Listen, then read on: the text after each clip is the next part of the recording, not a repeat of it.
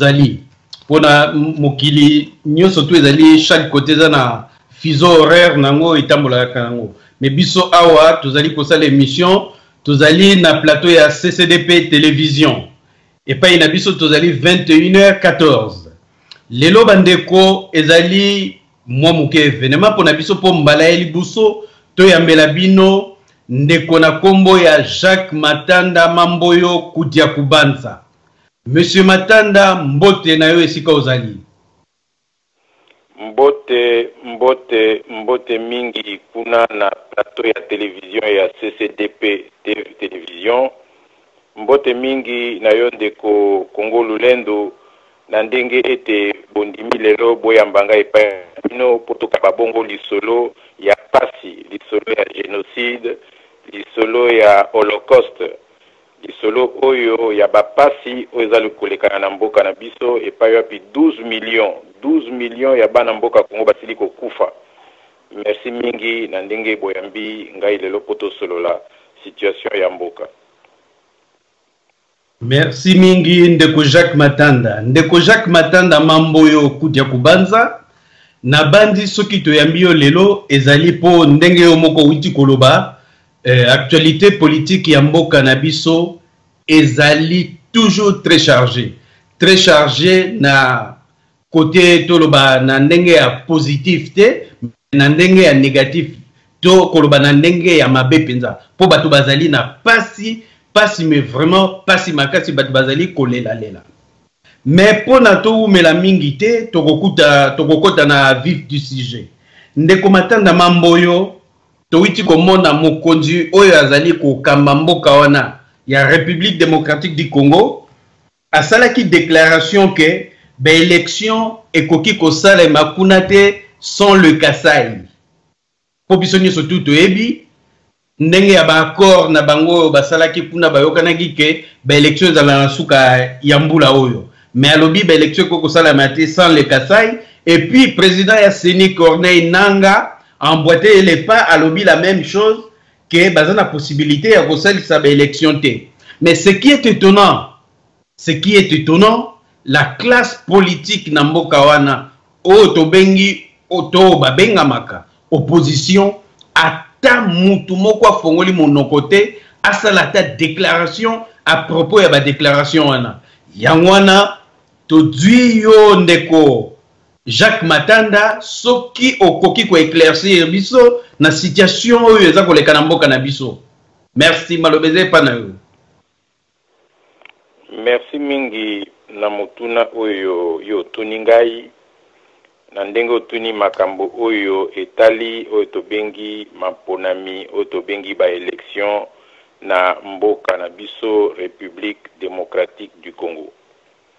Na kanisi ndeko Kongo Lulendo soko landi malamu uta ba extrémiste terroriste génocidaire rwandais basilaki ko sala oyo tobengi occupation agression na occupation ya mboka na biso nakanisi uta wana nyonso esalamaki nakanisi boyebi ete maponami ya solo esalema jamais tozalaki bongo na oyo babengaki ba élection na 2006 moto alongaki ba élection wana ezalaki bongo ndeko na biso Jean-Pierre Bemba bato nyonso bayebi yango mais tomonaki ndenge batikalaki koyiba victoire ya Jean-Pierre Bemba ekomaki victoire ya extrémiste terroriste génocidaire tout rwandais Hippolyte Kanambe alias Joseph Kabila. Toke na 2011 basali lisusu kaka lisano na bango wana ya ba élection oya koyiba moto oya ganyaki ba élection na 2011 ezalaki Mbutamutu Etienne Tshisekedi ya Mulumba oyo bandeko na biso ya ba Chetu East bauti basili ko bomisaye na complot na bango o basalaki po bazwa poste ya premier ministre bango na ba génocidaire bazwimbo na biso oyo engaki nde kozala ba élection ya misato tokanisaki ete bakosala ndenge bamesana kosala basala ba élection ya lokuta po bayiba victoire ya mwana mboka Congo pe ndenge oza kobeta lisolo balobi ete bakosala élection te po balingi ete Kasai ezala na kati atako ndenge wana nakanisi élection ya 2005 élection ya 2011 bitumba ezalaka na Kivu, bitumba ezalaka na Nord Katanga, bitumba ezalaka insécurité ezalaki na mboka.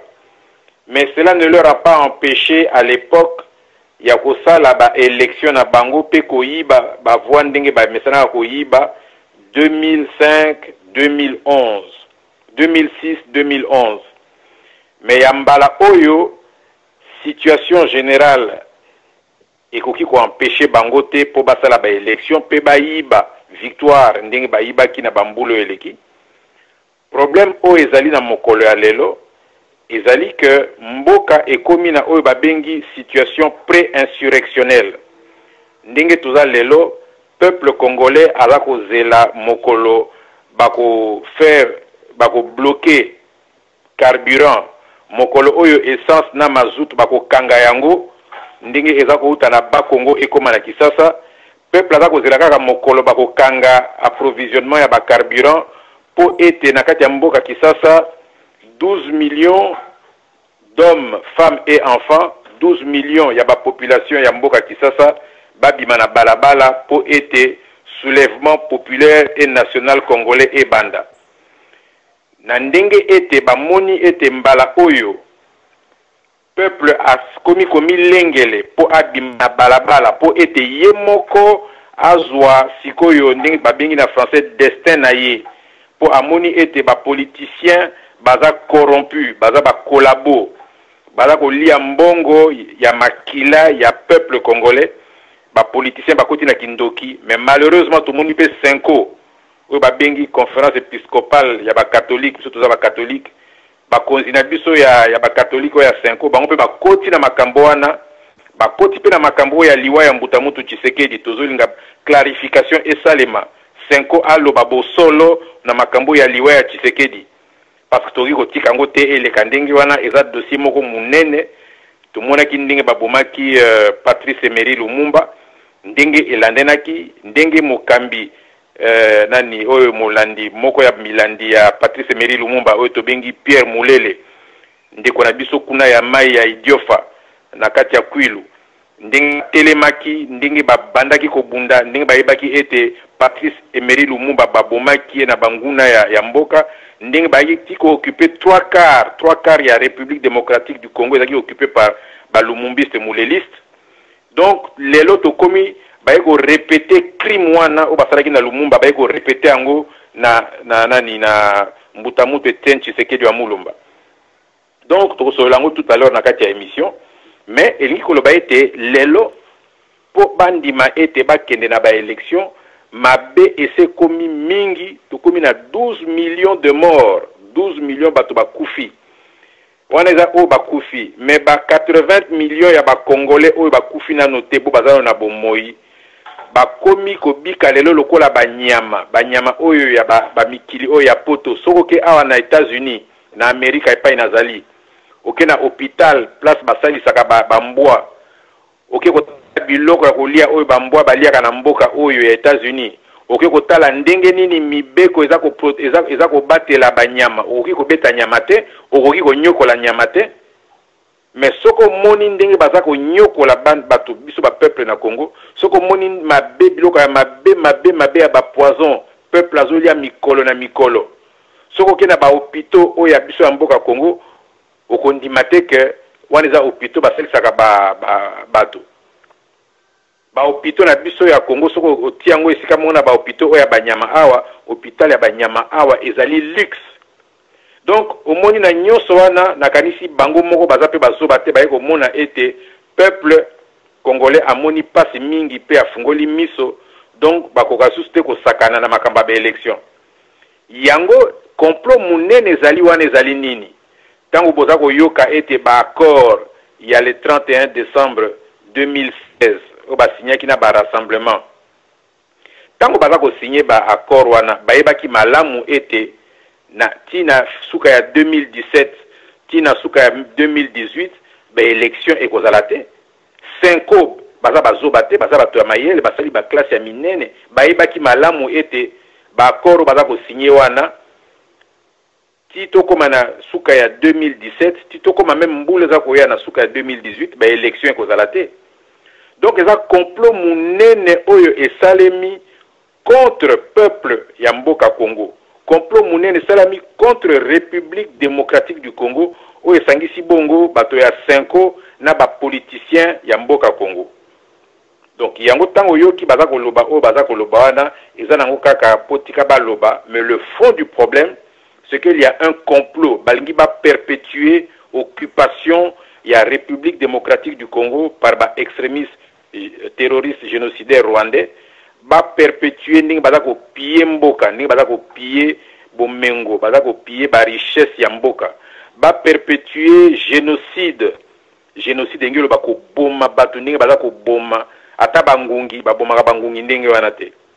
Donc le vrai problème c'est la perpétuation de l'occupation terroriste néo-esclavagiste et génocidaire tutsi rwandais au Congo.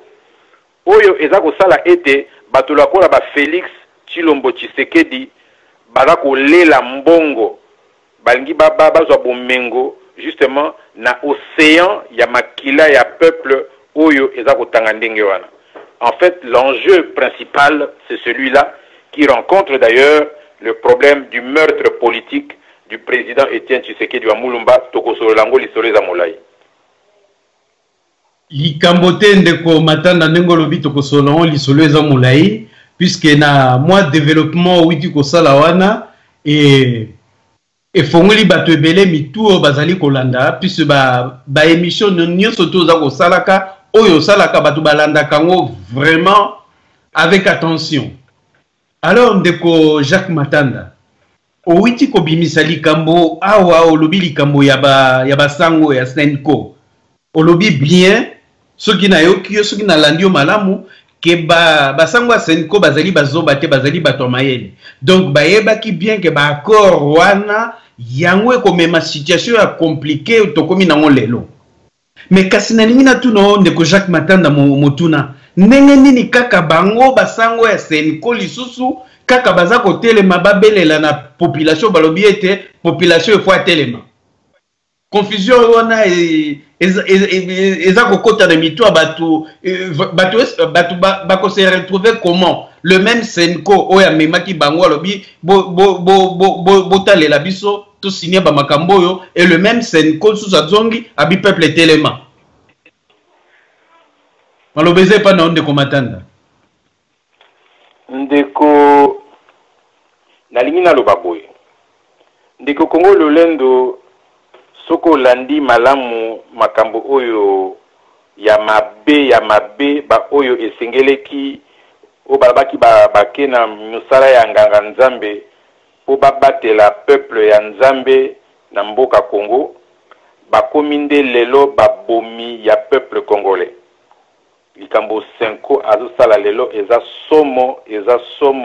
somo totikalaka kondima te biso ba catholique, totikalaka kondima te ete ndako ya nzambe oyo ya biso oyo ya ba catholique ekoma lelo esika oyo akambi na yango bazali kokota na ba complot oyo ezosala ete peuple azokufa lelo ndenge makambo ya Kasai ezali.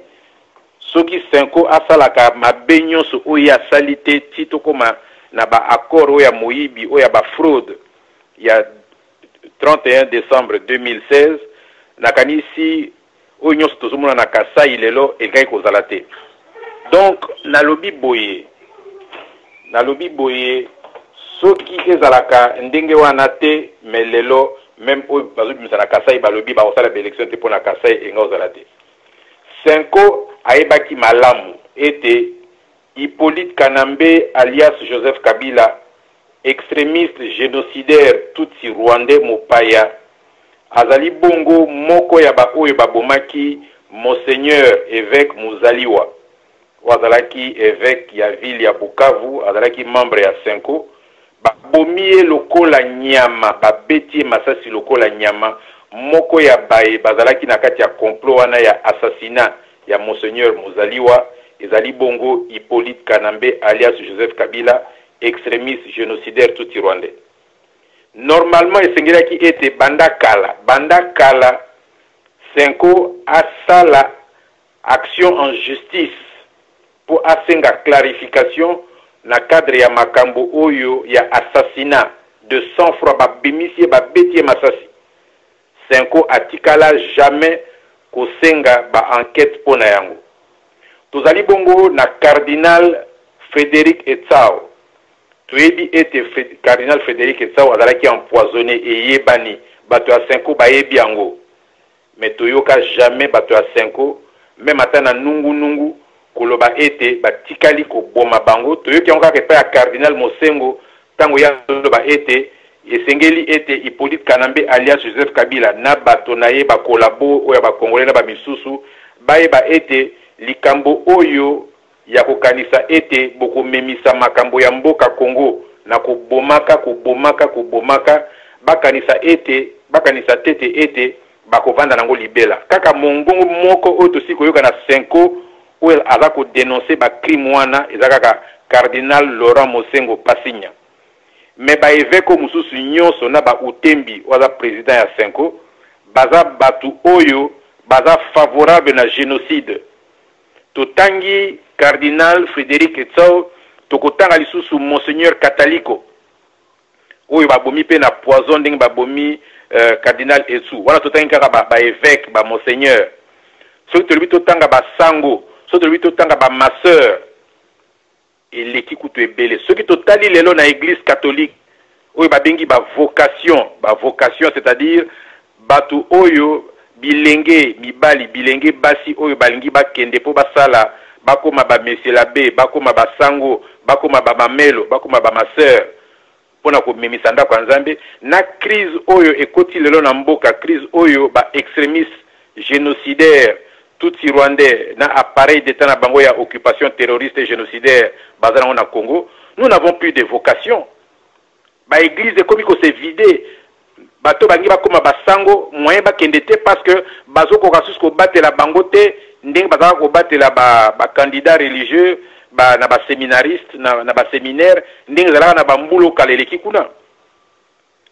Église catholique ekomi na kokufa pe okomona ete motolokola monseigneur Utembi président ya Senko aza ko kipe wana te bozoyoka o akotanaki na Katumbi Soriano Moïse Katumbi o mwana mobali ya Zambien italien mama na ye zambienne tata na ye italien akabelaki ba Utembi mbongo okoka masolo ndenge wana masolo ya mboka ebonga na ndenge ete ba vocation ezonga que basango bo bangi bakoma basango bakende na ba séminaire que na séminaire bakoka kovanda malamu babika malamu que bao bangi bakoma ba masseur bakende na ba séminaire na bango ya kokoma ba masseur kokoma ba religieuse. Donc nous assistons à la destruction pas seulement de la vie politique nationale et même de l'environnement religieux catholique à cause il y a irresponsabilité il y a batoloko la ba monseigneur Utembi batoloko la bato ya Senko tolongoli wana kaka cardinal Mosengo oyo tozoka ba déclaration na ndenge azoloba tomoni azana molongo ya bato wana te. Donc wana nyonso na esingeleki na loba yango na ndenge ete tokoma na oyo za koloba oyo ya ba élection ndenge bango baza koloba makamba ba élection non. C'est un grand complot en fait complot moko international parce que même motolokola o babengi Hippolyte Kanambe alias Joseph Kabila soki bomoni bato baza ko kangama na Hippolyte Kanambe alias Joseph Kabila en tout cas baza ba escroc ba collabo parce que moi na mobali wana Hippolyte Kanambe alias Joseph Kabila aza o babengi na français marionnette biso kuna na bandundu epa ya papa na ngai kuna na bandundu na mboka Kikwit toza bongo na ekolo babengi bapende baza na folklore na bango batiaka minganji babenga minganji eza ba masque moko kwa munganji boy.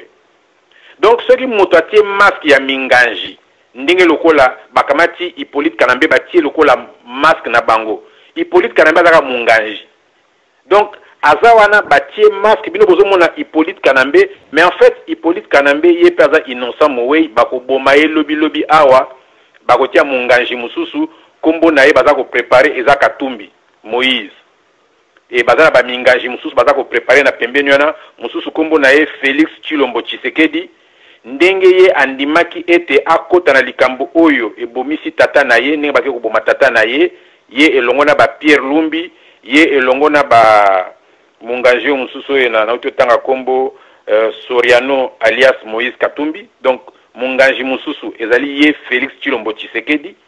Donc soki bato wana biso tovandi nye tolobi toloba te bo solo oyo toyebi toloba te bo solo oyo toyebi totika ba distraire biso o ba élection le 31 o nani monseigneur Utembi alobi bato basala soulèvement populaire. Il n'y aura pas de soulèvement populaire, wana bani bakosa bato. Soulèvement populaire pour esala na Congo mutu mon côté a lancé appel et bat peuple pa bimina balabala sali pour soulèvement populaire. Tango peuple a koyoka masasi na mboka kisasa peuple a ko batama. Pour soulèvement populaire et salamana Congo, na loba yango na loba, il faut ba paralyser mazout et kotali sous na kisasa te essence et kotali sous te. Ba transport et zalali sous te.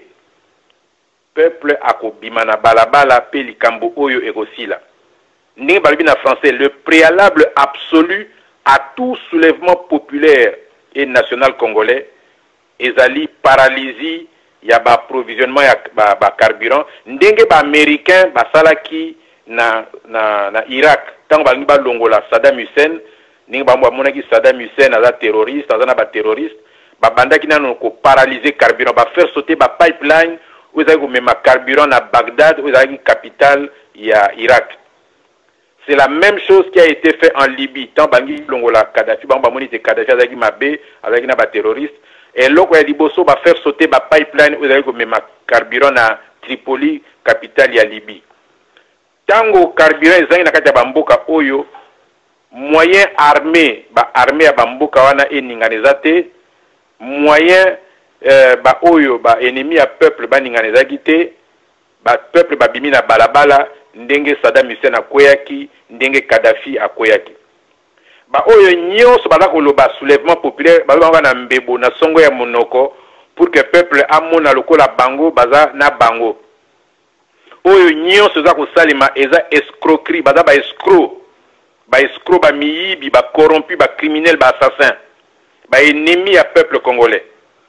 Donc ndenge zolo bawana que monseigneur Utembi azolo makamba soulèvement populaire aza kokosa ayebi que basali mabe bapesi nano qualification te na makambo oyo ya liwa ya Etienne Tshisekedi. Monseigneur Utembi alobi nano te kombo nini Mbutamoto Tshisekedi apesaki bango po akoma premier ministre. Ba clarifier ba situation wana te soki batuni bango ba situation wana baza kokosa na baza kobaluka po baboyi kotanga kombo ya Mubake que Mubake nde Tshisekedi apesaki parce que bango baza na complot na ba Tshilombo Tshisekedi baza na complot na Moïse Katumbi Soriano baza na complot na ba Pierre Lumbi ba complot wana baza nango elongo na ba Louis Michel na Belgique na ba toyo nyonso baza partie prenante na génocide au ya Congo. Mais nyonso siko balingi batia na moto ya moto moko na moto ya Hippolyte Kanambe boyebi tango toyaki na problème na Mobutu. Tout le monde disait Mobutu alongwa. En tout cas, pour la situation à Congo et Bonga, il faut que Mobutu alonga. So Mobutu alonga, Congo et Bonga. Bah même bois na place naé. Mobutu alonga, il faut que Mobutu alonga. Problème ya Congo est Mobutu. Mobutu à quel ça fait plus de 20 ans Mobutu alonga. Tout le monde tous a même problème, même pire que ndenge Mobutu azalaki.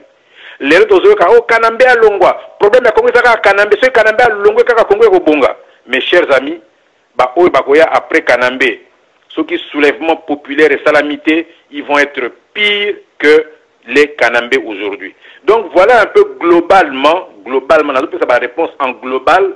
Na ninge ke makambo nyonso za na kati tango sikoyo bato bazo kabiso ba ko balancer ngo malamu. Na kanisi mbala si matango tozonga na plateau ya télévision ya CCDP to ko clarifier les sous makambo ndenge elongo bami. Merci. Merci mingi ndeko Matanda mais na koki kotika eloko yote po eza kotika ngai mingi. Je crois ba ndeko bazali kolanda biso o bazali kolanda yo plus précisément ba na banzi ba moni que na développement witi ko sala wa kombo ezongi mingi ezali kombo ya Félix Tshilombo. Kombo ne ezongi mingi vraiment na kati ya développement no owiti kosala. Alors Félix Tshilombo obengi ye mungaji na ba émission misusu oyo yo salaki na bandeko misusu tolandaki yo là ozalaki vraiment sévère hein? Ozalaki sévère omashaki bamona yo te na moi ba moko nakangaki obengaki ye Brutus le fils de Jules César qui a tué son père. Obengaki ye olobaki na ye Tshilombo, c'est lui qui a participé à la conspiration qui a abouti à la mort de son père. Obengaki olobi azali un corrompu, un débauché, un collabo. Tomonaki na ba Facebook, na ba YouTube, hein? Bato ba telemaki, baza ko fingo. Moni bato bazaka soka za na argumenté. Je crois que yo lobaki makambo ouvertement. Muto alingi ko contredire yo. Malamu wake nenanzela ya argument. Mais tout le monde qui bat muso bazali vraiment très limité et bango bakina directement na mafinga. Bafingi balobi mingi. Mais biso tozali curieux, biso tolingi toyeba vraiment. Parce que yo ozali n'importe qui te. Ozali parmi ba jeunes oyo Etienne Tshisekedi azalaki kolinga mingi pe azalaki ko compter na bango mingi. Yo ozalaki na kati wana. Donc, soka lali alo tindo to ebi ke nazalaka na leki moko kuna comme on est Jacques Matanda. Alors tu ningi to yeba vraiment Félix Tshilombo azali nani pona lelo toza koloba boye partout au komona ye azali. Partout azali. Mais vraiment bateau, la majorité à bateau, disons clairement, il n'est pas apprécié. Mais alingi kozala toujours na premier rang. Et rôle nini Tshilombo a jouaka et puis rôle nini a joua tolingio ebisa biso. Eloko na lingi na lobezali boye. Eza mawa mingi bato mingi o babengi ba résistant ya 25e heure, ba combattant ya 25e heure, ba opposant ya 25e heure. C'est-à-dire que Boutou eleki moy eleki, c'est-à-dire que journée mokolo esili et ozoe kamoto wana azolo bangape nazaki opposant na mokolo wana RC lekaki et là on a une lobeza boye ba opposant ya 25e heure ba combattant ya 25e heure ba résistant ya 25e heure ba tikalaki koyo kate il y a 8 ans passés, il y a 9 ans passés, il y a 7 ans passés, il y a 6 ans passés, il y a 5 ans passés.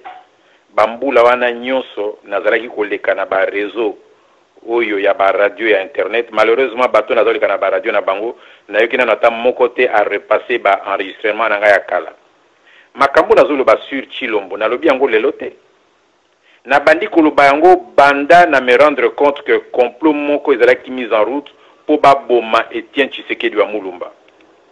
Pendant no ke ba boma ye, mais d'abord ba neutraliser fugue na ye. C'est-à-dire que Mbutamutu Etienne Tshisekedi ya Mulumba azaki mutu moko makila moto. C'est-à-dire que mutu moko soki obeti likofi ya gauche ya beti o ya droite. Soki obeti ya droite ya beti o ya gauche. Azalaki mutu moko avanda niete. On a neutralisé Mbutamutu Tshisekedi, on a dû recourir na ba produits pharmaceutiques, ko recourir na ba kisi, ko melise ba kisi pour que baluka ba maîtriser ye.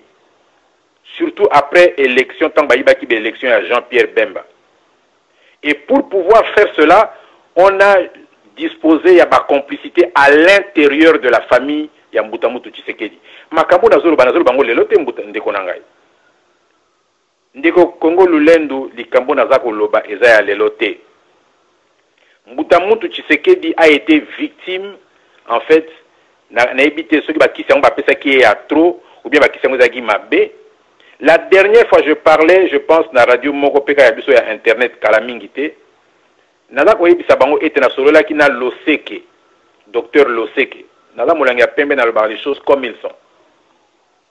Na solo na Loseke, les solo moulaï, je ne vais pas prendre le temps de revenir sur tout, mais Loseke me sortira une chose. Ngana ti Loseke en tout cas, ma camarade Félix, en tout cas, moi je suis pas d'accord, je vais vous dénoncer. Et puis, nous avons créé UDPS, UDPS le peuple, pour Batoubaye Baïte Nazana Binoté. Le ce que me dira ceci. Jacques, oui, je sais que Ningo Zulu a raison, en tout cas, vieux, via Sili, via Zakao, le vieux ne pourra plus rien faire, mais il faut tout ça là, tout se servir, na vieux, pour tout pouvoir. Le ce que me l'a dit, et je ne le dis pas aujourd'hui, je pense que je l'ai dit pour la première fois il y a peut-être 2 ou 3 ans, je l'ai dit dans la radio sur Internet. Ce qui s'est passé autour de Mbutamoto Tshisekedi est une histoire extrêmement grave, satanique, diabolique. Il y a 7-8 ans, le problème de la famille à Mbutamoto Tshisekedi est Dragi Boy. Bangazolo Bababia, Tshisekedi a passé Vine Mobimba na ba lutte politique, a sali lien, a sali loko moko te pour la famille naïe. Le rôle c'est quoi ça maladie, il faut tout ça la nyonso pour que la famille a récupéré. Donc tout ce qui se faisait, ils allaient à la rencontre à Monaco, ils allaient à la rencontre à Venise, ils allaient à la rencontre à Paris, à Bruxelles, à Kigali, la rencontre nyonso bazaki dans mon bateau à pouvoir, au baïki ko promettre Félix poste ya premier ministre, ils allaient dans cadre à logique oyo maman ya Félix na yemoko Félix bazaki ko memisa, était comme Mbutamoto Tshisekedi ça qui rien pour la famille pour na bana. Et que sikoyo a komindengwana, il faut siko que famille et mekakosa la nyonso pour être balé la paix Mbutamoto Tshisekedi. C'est comme ça qu'on a essayé de marginaliser tout l'appareil du parti. Okokao Mubake akeneki na poto, angaya kutana na Mbutamoto Tshisekedi, Mubake qui était le conseiller politique de Tshisekedi. Aokoma na poto, famille a kolingate que Mubake akutana na poto. Mais tango nani oyo mwana mobali ya italien, papa italien, maman zambien. Obabengi Moïse Katumbi Soriano yeso ka komi kuna pesi bango bambongo ba million ale ba pesa ebele Soriano nande konae Katebe Katoto bango bazaki kokota ya ofele et tout le monde savait que Mbutamoto moto naye basi ba bebisi yango mais on a neutraliser Mbutamoto Tshisekedi on a dû recourir na ba produits pharmaceutiques ko recourir na ba kisi ko melise ba kisi pour que baluka ba maîtriser ye. Surtout après l'élection, tant que l'élection à Jean-Pierre Bemba. Et pour pouvoir faire cela, on a disposé de ma complicité à l'intérieur de la famille de Mbutamoto Tshisekedi. Parce que le peuple a sa peuple que voilà, Soriano, Katumbi, Azana Tshisekedi, Azazalou Pemba na Tshisekedi, alors que c'est des criminels.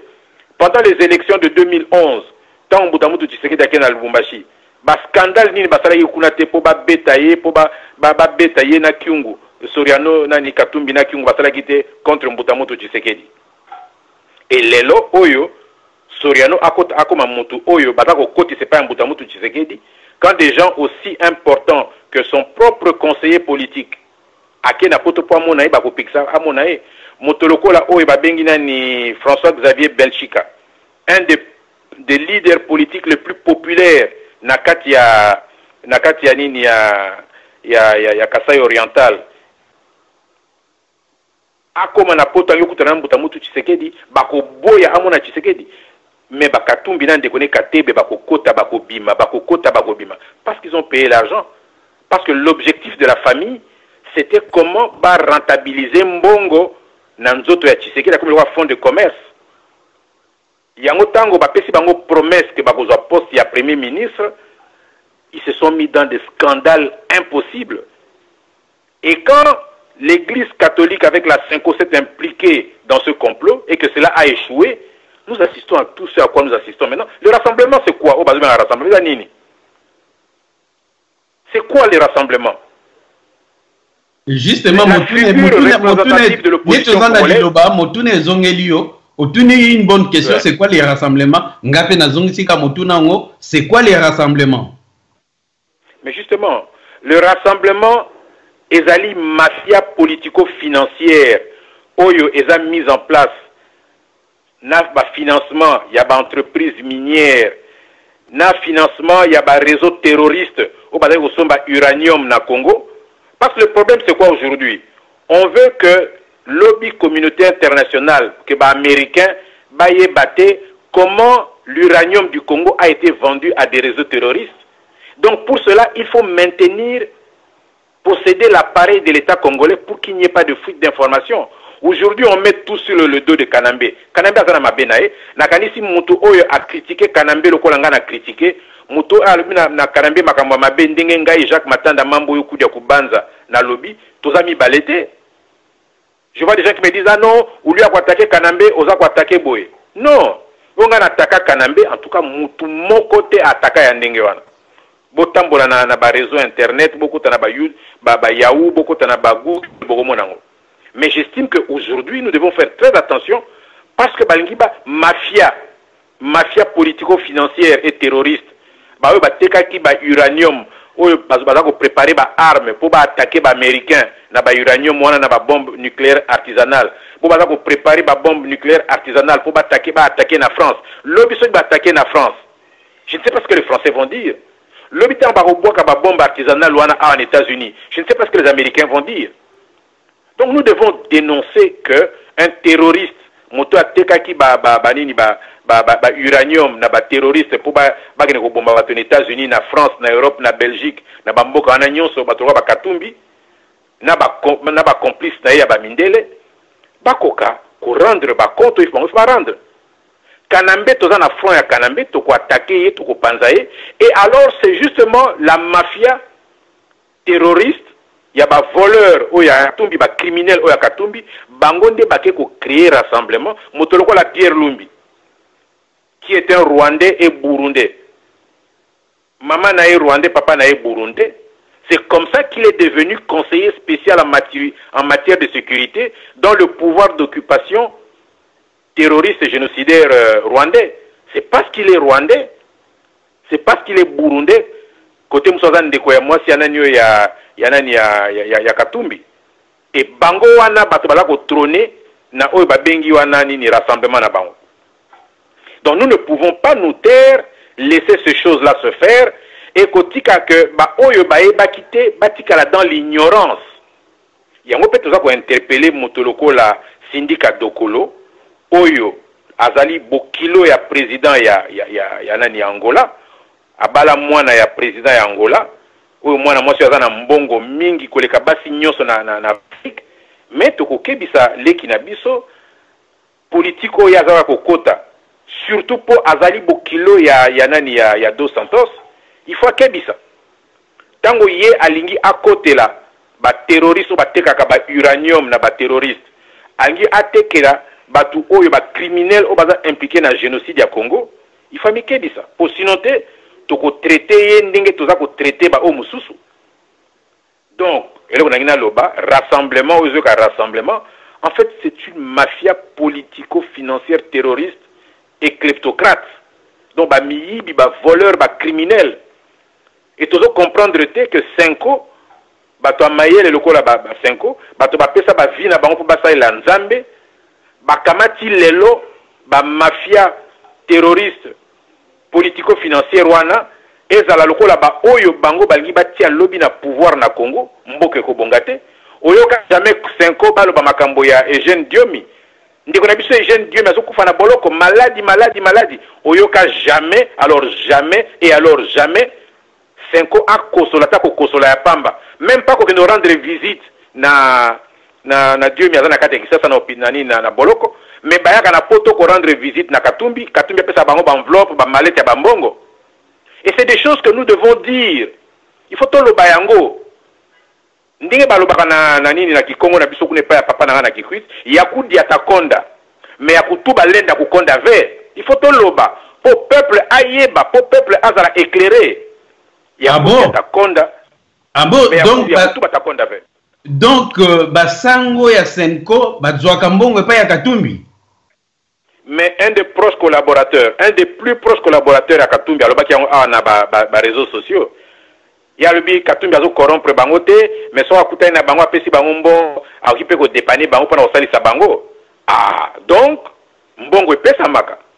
Un des plus proches collaborateurs à Katumbi avec qui on a réseaux sociaux. Donc j'ai dit, il se passe des choses extrêmement graves et nous devons le dire, nous devons le dénoncer et surtout tant que tout le monde a été Mbutamutu ne mwanansemi oyo alakisi ba preuve ne mwanansemi aza santute aza sainte aza anzelute aza angete ni mwana nsemi azana makambo mingi ya mabe to ko critiquer toujours ba mabe mais ce qui total na kati ya mboka kisasa mbuta mutu tient Tshisekedi alobaki bola la pongi ya ba bébé to la li pongi ya ba bébé pendant 5 ans na suka suka mbuta mutu Tshisekedi alibia dialogue et même na glissement. Mais n'empêche que j'ai toujours considéré Mboutamou Tshisekedi comme mon chef politique parce que naïebi que azali na circonstances atténuantes ndinga azalaki prise en otage par famille naé bala ko manipuler alors de la manière la plus sauvage, la manière la plus brute, de la manière la plus inhumaine.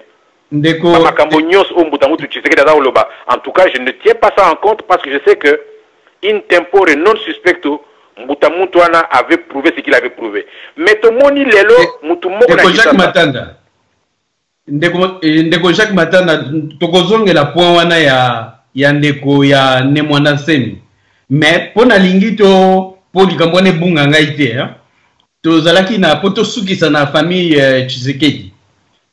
Na kolanda ba interview na yo kaki likambo moko munene obimisa ki osulevaki. Olobaki, otangaki même kombo ya mutu wana zali mundele un belge, mais c'est Vladimir Flao, un ancien ministre de la défense belge, a affrété un avion militaire C-130 belge.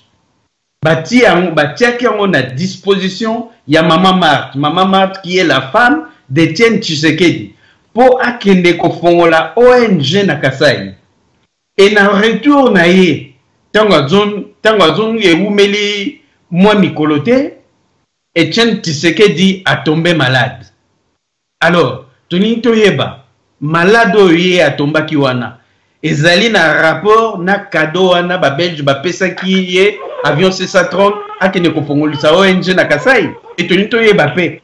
Ba belge ba pesa ki ye avion wana po akene ko fongolisa ONG na Kasai ndenge nini? Po mbala liboso to mona un gouvernement que ne coupe sa avion na moto na une congolaise pour que ne confondre ONG mais quand éclaircir biso nanu makasi na point wana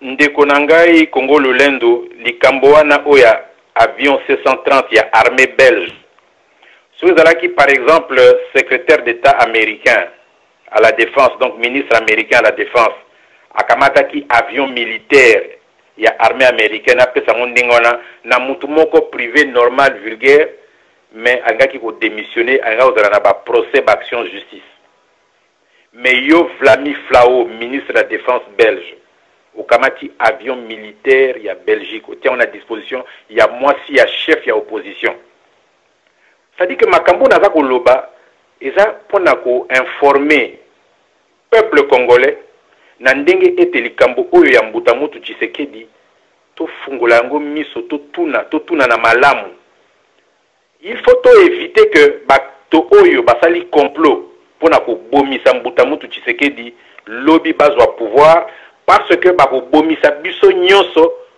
ndenge babomaki Lumumba ndenge babomaki ba congolais ti ndenge bazo continuer ko bomaki to komina mokola lelo. Je vous dis, ce que je dis est vrai, je ne le dis pas aujourd'hui, je l'ai dit il y a 9 ans passés, je l'ai dit il y a 8 ans passés, et c'est même pour ça d'ailleurs, nga Tshisekedi anomaki nga représentant en États-Unis, na kotia ba acte ya nomination na internet pour bomona.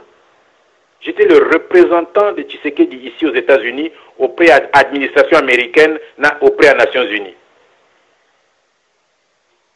Mais c'est Félix Tshilombo Tshisekedi na mama naye bato babimisi likambo ya ko suspendre nga. Je n'ai jamais vu un document, bon bien sûr ba imita ka ba signature à Tshisekedi ba gipe ko imita ngo lelo, mais jusqu'au moment où je vous parle, je n'ai jamais vu un acte contraire signé par Mbutamutu Tshisekedi. Na kutana Mbutamutu Tshisekedi na aéroport na 2011 tango aye en États-Unis na cadre de la campagne naye.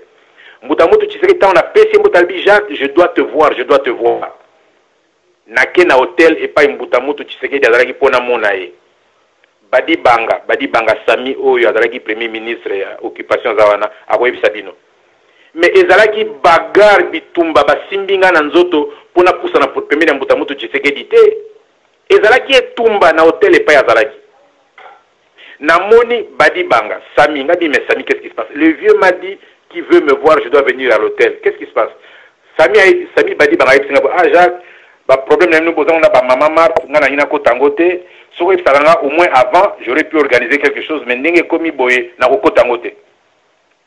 Mes chers amis, ce qui se passe est extrêmement grave et je pense que je suis un des seuls ba misous bata ko détenir pa portion à vérité bazali mais je suis un des seuls ya ko détenir portion à vérité na niveau oyo naza nango wana où ça ko permettre ngana lobate moi si ambuta mutu Tshisekedi obabi mama Marthe na mwana na Félix Tshilombo Tshisekedi bazali moko ya ba oyo basali complot na ba puissance esclavagiste colonialiste belge ndenge eko suka na liwa ya mbuta mutu Tshisekedi bokoyoka témoignage ya Katebe Katoto alobi akomi na hôpital mutoza maladi makasi lokola ndenge mbuta mutu Tshisekedi azalaki on l'a abandonné tout seul à l'hôpital.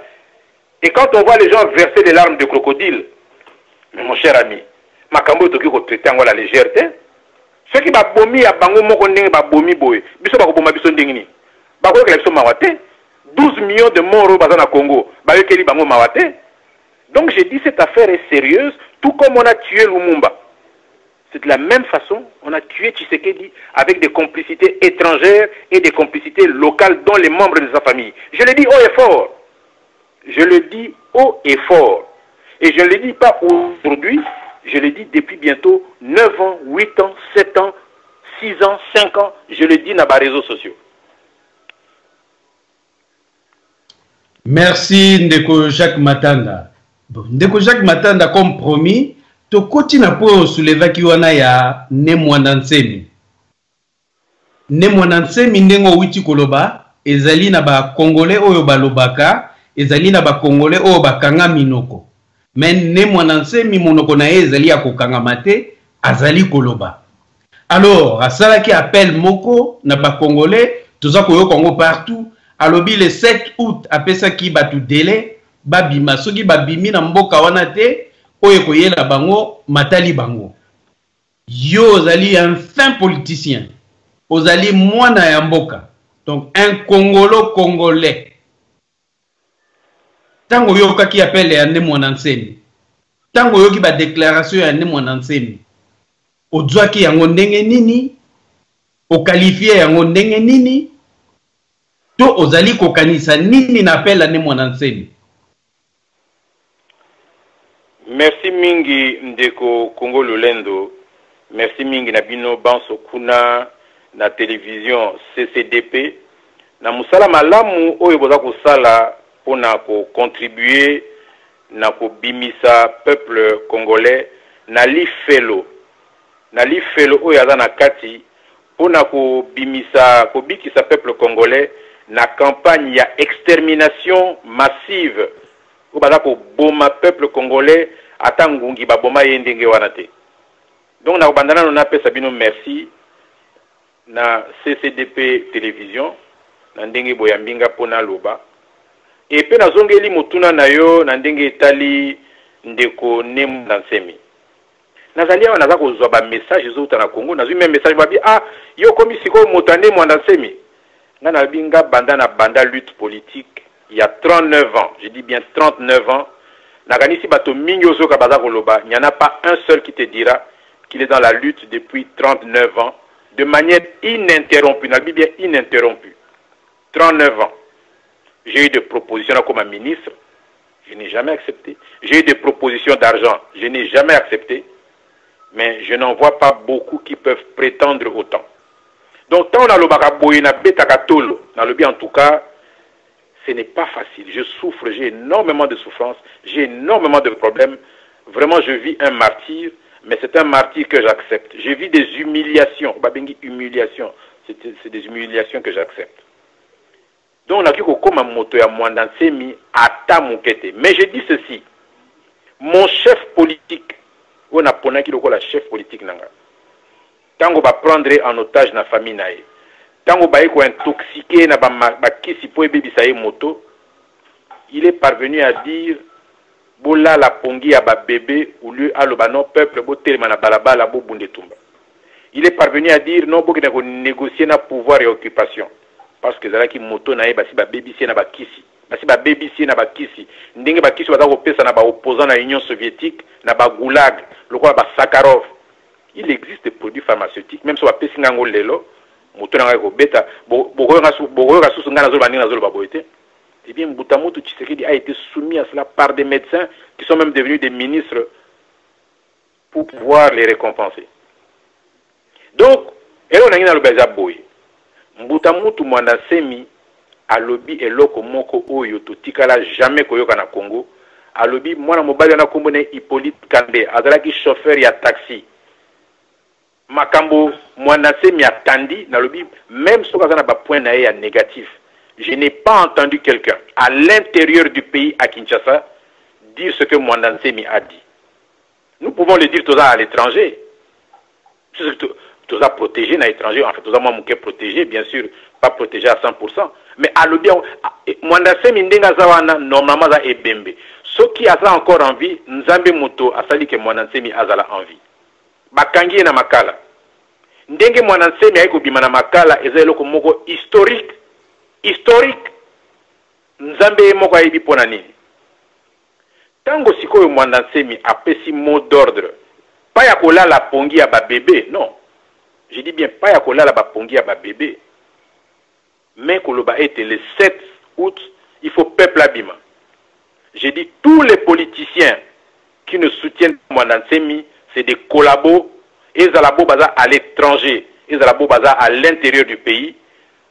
L'organisation politique congolaise qui ne va pas soutenir l'appel de Mwanda Semi, Toko Benga Bango ba collabo. Mwanda Semi a l'obité que yé a comme président, non.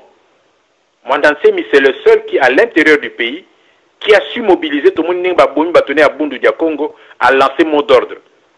Et si demain nous pouvons faire aboutir ce mot d'ordre, bisoba na mbuka Congo to vanda to ba oi Mwanda Semi na ndenge ya politique osali malamu tala récompense peuple apesio eza boye mais pona ba idée na yo ya séparatisme ya boye na boye to moni ba réserve boye. Mais nous ne pouvons pas refuser d'appuyer la démarche de Mwanda Semi. C'est la seule et unique démarche, le seul et unique appel lancé en force. Et d'ailleurs, Naba Congo et pipeline qui ont memaka carburant na Kisasa ezali, ils ont la fief ya Mwanda Semi. Pe toujours bana Mwanda Semi ba toucher eloko wana, ba paralyser carburant.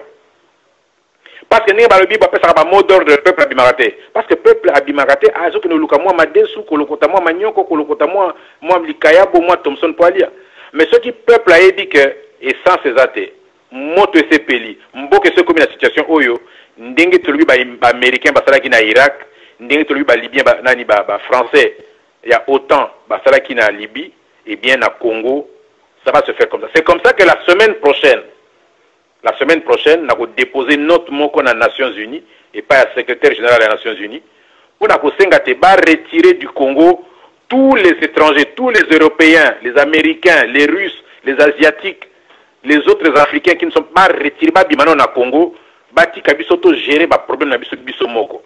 Je vais déposer une note pour le compte de l'organisation humanitaire Bengi Stop Congo Génocide.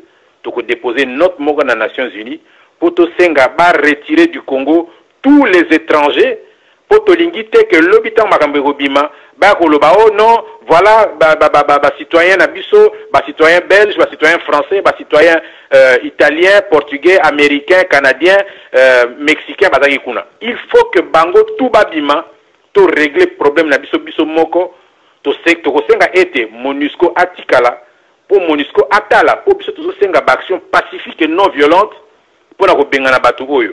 Mais peuple a kobima na balabala de manière pacifique et non violente. Peuple a mindu qui était pendant la violence, mais a kobima 12 millions d'hommes, femmes et enfants, bako occuper palais du peuple, bako occuper radio, bako occuper biloko na nyonso. Mais tolingi était ba étranger nyonso babima. En tout cas, mardi la semaine prochaine, tozo déposer Mukanda dans les Nations Unies pour to exiger parce que on est en train de prendre le peuple congolais en otage pour exterminer Monseigneur Outembi qui touche l'argent de l'italien zambien Moïse Katumbi pour laisser le peuple crever comme des mouches. Donc tu le dis en tout cas Senko Babendana. Senko Babendana Babandana Kanabango mutu moko na kati ya église catholique oyo peuple apona po amema makambo na ye kombo na ye cardinal Laurent Mosengo Passinya. La seule personne que le peuple congolais réuni en conférence nationale a désigné pour l'endela makambo na ye est cardinal Laurent Mosengo Passinya. Et puis ce qui Congo est comme la situation où est comme lelo, c'est parce qu'il y a eu des blocages, il y a eu des obstructions qui ont empêché le cardinal Mosengo à mener Tinasuka démarche naïe. Il y a réconciliation nationale intercongolaise, il y a instauration, il y a poursuite, il y a processus, il y a émergence, il y a édification, il y a état de droit, il y a démocratie. Oyo peuple congolais na conférence nationale alobaki que état de droit na démocratie yango ndeko permettre que économie ya mboka ezala malamu et que niveau de vie, standing de vie à peuple de congolais ezala malamu, que bien-être social ya peuple congolais ezala malamu. La conférence nationale l'a dit et la conférence nationale a dit à Mosengo yo comme président de l'Assemblée nationale ya transition oko veiller à ce que makambo oyo ezala mise en œuvre. Mobutu azalaki président oyo conférence nationale atiaki akufi, Tshisekedi azalaki premier ministre akufi, Mosengo lelo akamata nzete akoka kolandisa oyo tobengi recours à la philosophie générale des résolutions de la conférence nationale oyo esengaki ete réconciliation nationale intercongolaise de Salema. Où est-ce été émergence, il y a état de droit, il y a démocratie, et il y a des principes moteurs, il y a transition oyo eko memanabe élection oyo eko bota, état de droit, il y a démocratie. Peuple a l'obaki yango, peuple a désigné qui Mosengo. Mais tous comprendre qui gangster oyo, ba cardinal, ba monseigneur ou tembi bangi ba memelabiso lelo. En tout cas, je regrette.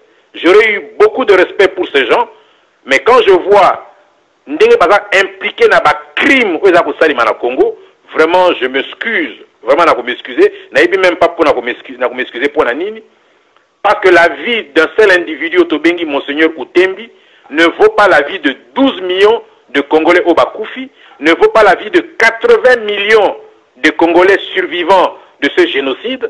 Donc les lots pour dénoncer Bango Tokoloba, n'a pas la vidéo témoignage au Boyokana noté. Et je vous dirai pour terminer ceci. Vous savez pourquoi j'ai été exclu de Sand City? Na keneki Sand City te boyebi pona nini? Non, tu éviter justement ozala curieux toyeba pona nini ozala ki exclu. Batomi sato ba kopesa bino réponse. Valentin Moubake Ndeko Diomi Wazana Boloko na Olengankoi. Ils vont vous dire comment j'ai été bloqué, empêché d'aller à Sand City parce que le ceux qui m'ont allé à Sand City. Tango Batunion va diriger à Moukili Mobimba Bakovanda ya Telema, il va tout bloquer. Comme j'avais bloqué les travaux de la conférence nationale. Je dis bien comme j'avais bloqué les travaux de la conférence nationale avec l'aide de Tambwe Mwamba ou Bozoka Tambwe Mwamba. J'ai acheté 500 sifflets. Na tia na kata sonanga ikoka kitia na kaleson na pesi ba sifflet musuze pa Tambwe Mwamba azawana na kisasa lelo na Kanambe a Web Sabino ndenge to paralysaki conférence nationale to installé cardinal Mosengo conférence nationale et kendeki. Et ceux qui savent de quoi je suis capable, je dis ceux qui savent de quoi je suis capable ont comploté. Malheureusement Mbutamutu Tshisekedi a eba quitté ce qui se faisait, il ne m'a pas soutenu. Donc aujourd'hui nous sommes à un tournant déterminant pour l'avenir de notre pays. Je vous dis mes chers amis, la petite expertise que j'ai, les quelques données que j'ai, je vais les mettre en contribution pour combattre l'ignorance. Je dis bien pour combattre l'ignorance et j'insiste pour combattre l'ignorance. Parce que l'oko ezako bomabiso na Congo ezali kozanga koyeba oyo balobi na Biblia kozanga koyeba ezali liwa ya ndambo. Les Congolais ne connaissent pas leur histoire, ils ne connaissent pas l'histoire de la lutte. Nous devons leur apporter ce que nous avons d'expertise pour Baïba. Baïba était famille à Tshisekedi.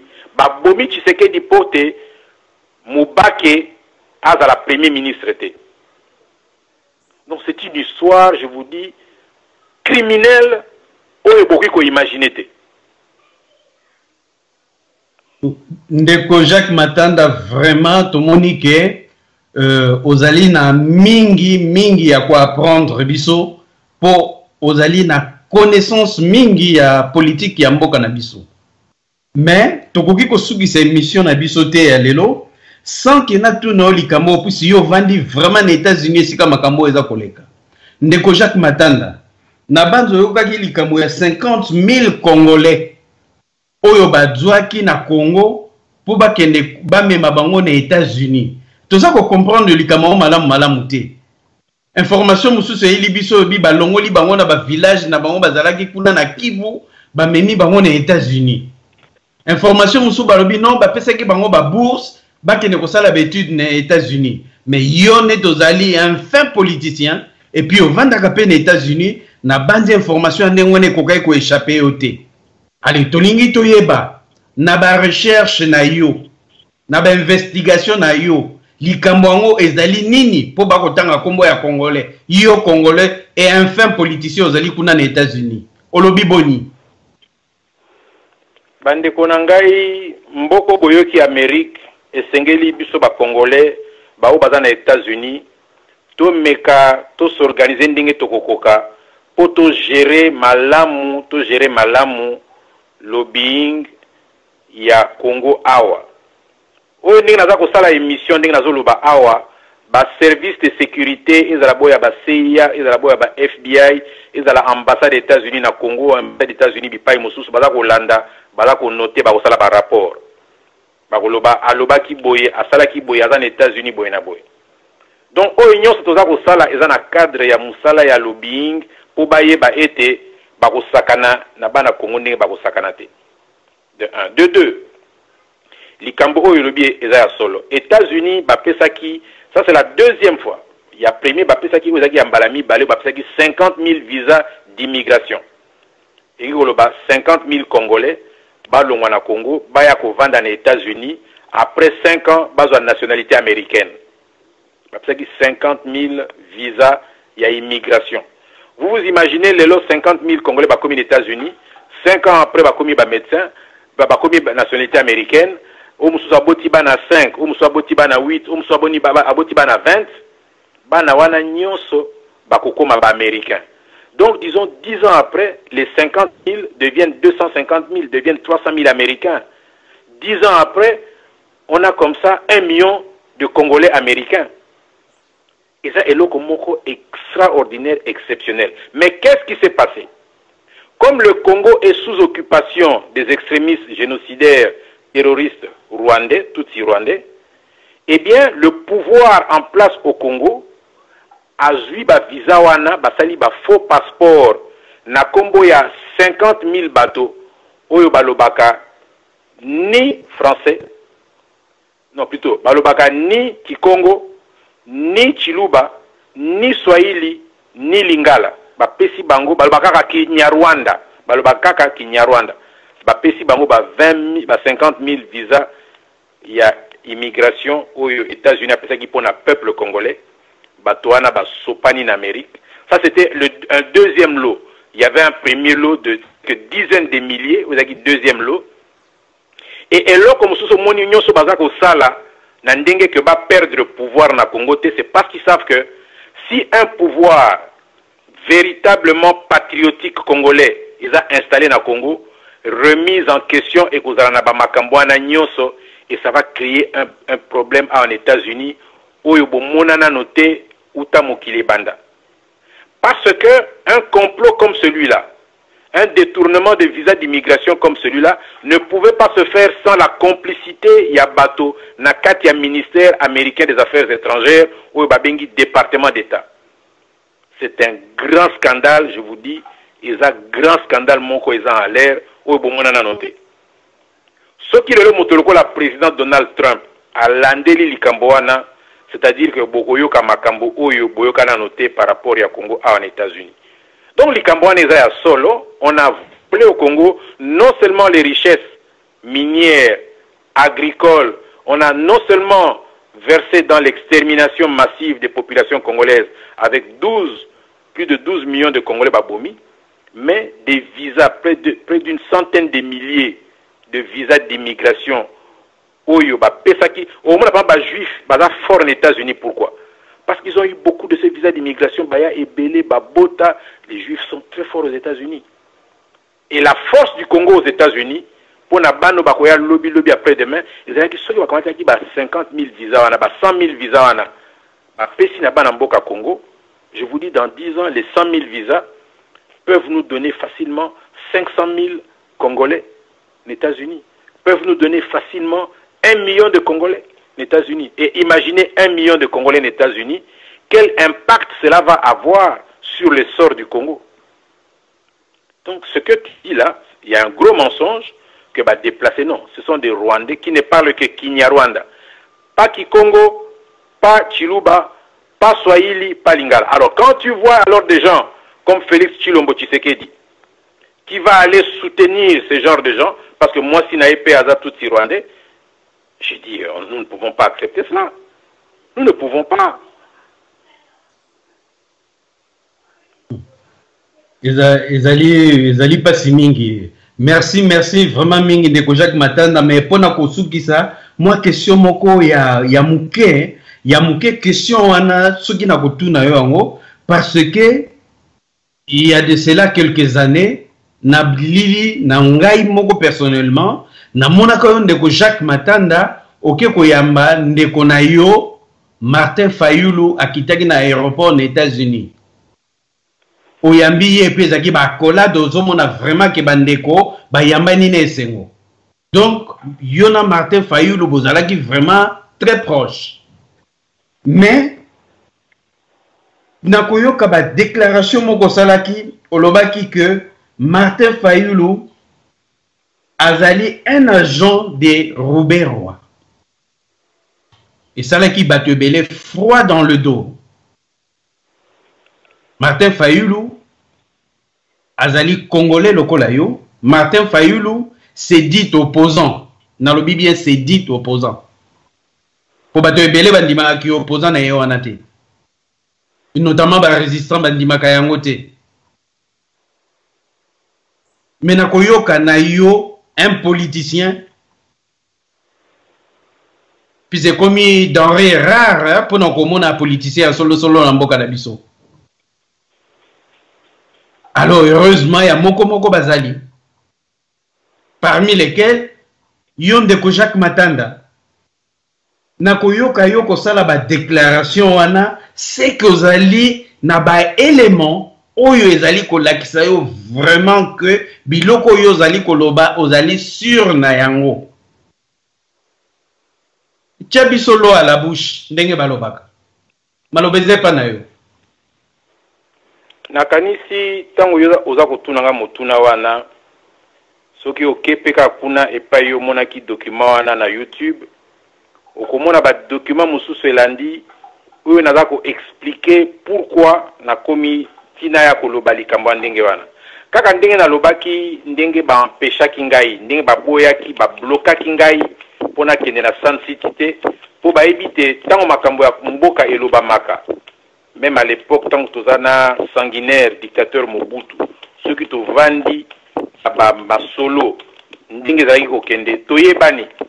ce n'est pas pour rien que j'avais été élu président de la commission de stratégie, il y a Union sacrée de l'opposition radicale, avec ma pouvoir, je pouvais, dans la négociation, bloquer la négociation, on arrête les négociations, on se réfère à chef de file à l'opposition, Mbutamutu Tshisekedi.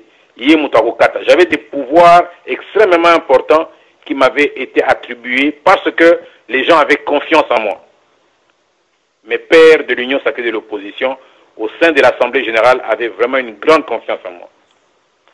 Donc, tant que Ndeko Fayulu Azokoma pour répondre à la question, c'est un frère, c'est un ami, comme tu dis.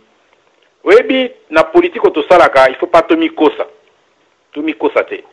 Papa Nangaza Moto à Bandundu. Donc, mon fief politique de base, c'est le Bandundu chez mon père.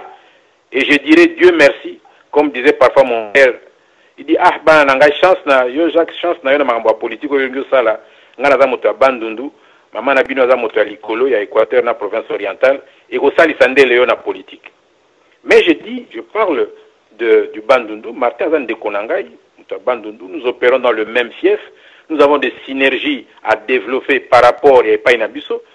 Tout le monde, tous les politiciens du Congo, tout ça qu'on se retrouver dans la capitale, et pas tout ça qu'on développer la synergie au niveau national, mais mutu na mutu, suka suka akozonga na terroir nae, na fief nae de base, boyoaki mikolo elekia wa nanyo yo syndicat, bien qu'avanda na Angola, banda bambulo yo nyonso, il n'a jamais rien fait de politique au Congo. Il parle de ce que il est né Congo. Alors c'est nga né Congo ba adhérer nae. Il est en train déjà de prendre ses distances par rapport à Katumbi, parce qu'il dit Katumbi est italien, est zambien. Donc je dis, quand je parle de Fayulu, c'est un type du terroir de mon père, et c'est quelqu'un avec lequel, à ce titre, nous avons développé des stratégies dans le cadre de la grande province de Léopoldville, qui est une entité importante dans la stratégie politique où il se développe par le Congo. C'est comme ça que quand je dis que je soutiens Mwandansemi, au-delà, il y a prise de position, il y a clarté nango. J'ai dit, c'est dans le cadre global, il y a stratégie, il y a ancienne province, il y a Congo, n'andenge que tout même rythme côté à soulèvement, parce que dans la ville de Kinshasa, majorité à 12 millions, baouti Bandundu, baouti Congo. C'est ça la vraie politique au Congo. Et dans ce que nous avons fait à l'époque pour soutenir Mbutamutu Tshisekedi, et dans la conférence nationale, et dans la action de rue Otomemaki, nous prenions en compte justement éléments géopolitiques. Éléments géopolitiques. Et on va le voir d'ailleurs, vérité Kobima. Chacun va se compter, on va compter Moutuna Baranae. Donc, Tango Ndeko Martin Fayulu Azakoya, to Kabwana Kinamboka depuis Kala, Batonae en États-Unis va prévenir Ngangabi, tiens, ça c'est un frère, c'est un compagnon de lutte, il y a époque. Eh bien, je viendrai l'accueillir à l'aéroport. Et j'étais à l'aéroport, je l'ai accueilli. Karandingo Lobomoni, collaboration. Et on est resté ensemble, on a causé. Vraiment, c'était un ami, un frère. Et croyez-moi, j'ai dit, je ne suis pas quelqu'un qui met sa langue dans la poche ou à Kovandanye, soit avec Yosa traître, il y a peuple congolais. Kakana Moutu, Oyo Bauti Kokangana Boloko, Azana Boloko, Mikolo Oyo. On connaît ça dans Boloko. Azaki pe à Bruxelles. Abi a to kendena no kotala ndeko moka oti Suisse dans un hôtel. Et d'ailleurs, j'avais passé la nuit et pas in un hôtel. On a discuté toute la nuit sur Makamba Congo. Ngana tkai ko e ba ete. Tant on a bimi na mboka ya zaki na lutte. Mais on m'a parlé de lui, on dit non, Aza Lumumbiste, Aza garçon moko très bien, vraiment soka ekuna bo solanae. Eh bien, je suis allé à l'hôtel où il dormait. On a passé toute la nuit à discuter Titongo. Quand on commis à Tongo, il y a dit non, to kende, to leke pa ya mutumoko dans la Suisse, jeune de komoko, bo il faut pas appeler symbole. To ke pa ya mwana mobali azalaki na hôtel na Bruxelles, plutôt na Washington. Il a dit mais vraiment je comprends pas. Moi j'avais garçon à Zoloba. Toi qui a rendez-vous na Martin Fayulu, mais il m'appelle pour me dire que Bangona Barubero a un rendez-vous na sénateur américain moko yake na Amérique. Alors les bandits wana na bandi ko sala moi sondage webi na ba jeune politique il faut toujours moi sondage et je viens de découvrir qu'en fait Fayulu est venu à les États-Unis avec une invitation oyo ba pesa qui est na Ruberoa. Donc j'ai découvert qu'en fait Fayulu tout en travaillant pour l'opposition travaillait dans le réseau à Ruberoa. Je viens d'apprendre comment Fayulu a été partie prenante avec Bandekonabiso et Bandundu Bobaza Kolabo, le roi Kimbuta, pour pouvoir faire échouer le candidat de Jean-Pierre Bemba au gouvernorat de la ville de Kinshasa et faire passer majorité na Bamisusu avec des contreparties. Vraiment, beaucoup d'histoires. J'en avais été tellement déçu que je dis non. Non, je ne peux pas continuer à rester avec un frère, pourtant vraiment un frère. J'avais beaucoup d'estime pour lui. Parfois, quand j'avais des petits problèmes, j'ai dit Martin, ok, tu 100 balles, mon guanate, non, c'était vraiment un ami. Tant que tu as un restaurant, un restaurant, bolé, sololi, blagué. Vraiment, c'était un ami, un frère, un compagnon de lutte. Mais quand j'apprends qu'il est mêlé dans un génocidaire, un terroriste, pour Mboka, je dis non. Et je l'ai dénoncé sur YouTube, au monde, document où je suis en train de parler de Martin Fayulu en ces termes-là. Zaki Mawamingi, d'apprendre tout ce que j'avais appris, c'est des choses que je ne savais pas. Et j'ai dit à l'époque où nous avons travaillé ensemble, et que lui travaillait pour le compte, il travaillait dans le groupe Nabango et à Naba Lutundula. J'ai dit vraiment, c'est quelqu'un, je considère comme un gars très bien. Et je me rappelle à l'époque, je veux le dire, je ne le cache pas, quand j'étais en train de diriger nos entreprises agro-industrielles d'huile de palme au Bandundu, surtout qu'il y avait un problème avec le carburant, il y avait des gros problèmes de carburant au pays. Quand je venais chez lui, il travaillait dans la mobile, eh bien, il me faisait des faveurs. Carburant. Mais j'ai dit, ces faveurs et tout ce qu'il pouvait y avoir d'amitié ou de fraternité, en tout cas, ne résistent pas à partir du moment où il apparaît que aux actes complices, il y a génocide, il y a holocauste ou il y a peuple congolais. Parce que peuple bazo bomakuna, c'est aussi moi. Et ça n'a pas de capable bomanga ndenge nazalia. Donc on va me tuer comme on tue tout le monde. Et toi qui es complice de cela, tu seras partie prenante. Il y a meurtre politique nangai. Ndenge tolobi Félix Tshilombo Tshisekedi, il y a complice, il y a meurtre, il y a Papa Naé. Et une complicité très avancée. Je dis bien très très avancée et même extrêmement avancée. Donc voilà un peu ce qui s'est passé avec mon frère Martin Fayulu. Et j'ai dit ce que j'ai dit est de vérité. Ce que j'ai dit est de vérité. C'est comme ça qu'il est à l'aise dans ce rassemblement. Ils mettent Motologola Pierre Lumbi, qui était conseiller spécial en matière de sécurité à Kanambe, qui s'est chargé de tout le problème de charnier, Koboma Bato, hein, qui s'est même, il y a pour sanctionner Tshisekedi tant Tshisekedi a gagné l'élection présidentielle. Qui est-ce qui a étouffé la victoire de Tshisekedi, élu président? C'est Pierre Lumbi. Et ces gens se sentent à l'aise avec Pierre Lumbi comme président de leur rassemblement. Non, ça c'est diabolique ça. C'est anti-peuple congolais, c'est anti-national congolais, ce genre de choses. On devrait commencer par chasser ce pestiféré, ce criminel génocidaire qu'est Pierre Lumbi de leur rassemblement. Mais puisqu'ils les gardent, ils se font tous complices. Parce que je sais que quand Martin Fayulu vient aux États-Unis, il vient dans des cadres de stratégie où Pierre Lumbi était en train de mettre en œuvre au niveau américain. C'est des choses que nous avons appris, Donc il y a une grosse mafia politico-financière et terroriste au Congo. Il faut absolument que le soulèvement populaire et Salema, pour marquer une rupture avec cette classe politique-là et concourir à l'émergence des nouvelles forces politiques, d'un nouveau leadership politique qui soit le fait de ceux qui, comme toi, Ndekonanga, Congo, Lulendo, et beaucoup d'autres sont en train de combattre à l'intérieur et à l'extérieur du pays. Nous devons disqualifier toute cette classe politique mêlée à des crimes contre l'humanité, à pillage, il y a des ressources nationales en Boka Congo, mais le faire non pas dans l'esprit Yamabe, mais dans l'esprit à réconciliation nationale. Dans l'esprit à réconciliation nationale, j'insiste, parce que telle était la volonté du peuple congolais réuni en conférence nationale qui a consacré le cardinal Laurent Mosengo pour conduire ce processus-là. Merci mingi ndeko Jacques Matanda Mamboyo Kudia Kubanza na ndenge wa accordé biso temps na yo toyokanaki tokosala l'émission et ozala ya une demi-heure ou 3/4 d'heure, mais to déborder vraiment pour une bonne cause. Pour bao ba kolanda biso, bao ba yokaka ba émission Jacques Matanda salaka, balobaka ke ba émission Jacques Matanda soko za koyokango, oza koyoka posa atikate a continuer kaka alobla po okundolaka olamusaka mitu ya batu.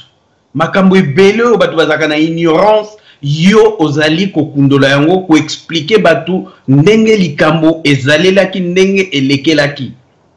Oyo pe batu bayebi bakanisaki ke bayebaki yango malamu nzoka bayebaki malamu te yo ye obaloli yango lakisi penda vraie forme ya likambo yango ndenge ezaleli. Vraiment c'est très intéressant, c'est une chance ya kozala encore na bato ba homme politique bato baza na connaissance ba bibliothèque lokola bino bomeka kolamusa ko éveiller peuple congolais. Le Congo a vraiment besoin de gens comme vous, Jacques Matanda, Mamboyo Kudia Kubanza. En tout cas, merci et merci. Nengo lekela kibiso lelo, nengo accordé biso interview oyo na CCDP télévision. na CCDP télévision je crois tokozala na plaisir mingi ya koyamba yo lisusu na mbala sima po bibliothèque esilaka te ba richesse nango etonda ba buku etonda o fongoli biso ezali ndambo. Je crois bien na mbala sima tokozala susu na esengo mingi pona koyoka oyo yo bombeli peuple congolais pona intérêt ya nation congolaise. Ngande na kopesa merci na occasion oyo bopesinga lelo potoloba makambo tozaki na koloba na mboka mende na lobi vraiment bosalisa biso bosala même émission moko spéciale na journée à le 7 août ndenge mbuta muntu mwana semi na ba mouvance mobimba ya ba résistant ya ba combattant ya opposant ya province ya Léopoldville na ndenge te to mema lisusu flambeau ndenge to memaki na le 4 janvier 1959 tant to déclenchaki processus où memaki indépendance nationale. Donc je dis l'ancienne province Léopoldville na motema na yango o ezali mboka Kisasa o babengaka kala Léopoldville, il faut vraiment to mema bendele to mema drapeau ya libération, le drapeau rouge avec le sang du peuple congolais. Eh bien, Tomema, drapeau bleu, rouge et jaune, étoilé, nama kila ya peuple n'engeza kotanga.